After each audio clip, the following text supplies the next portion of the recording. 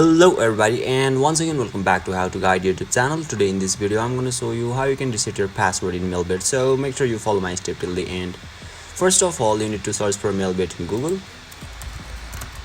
Now right after that you'll be able to see a link at top on in the screen where you just need to click on it and you'll be redirected to the official page of Melbet, where you can see registration and login option at top right corner.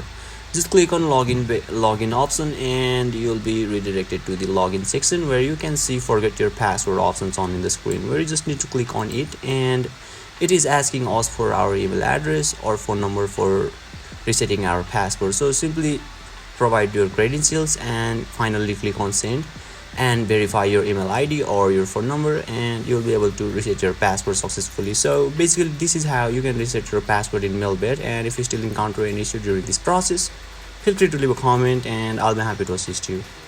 If you found this video helpful, please give it a thumbs up, and if you are new to this channel, make sure to hit the subscribe button and set the bell icon to on so that you can stay updated with our latest content. Thank you for watching and I'll see you next time.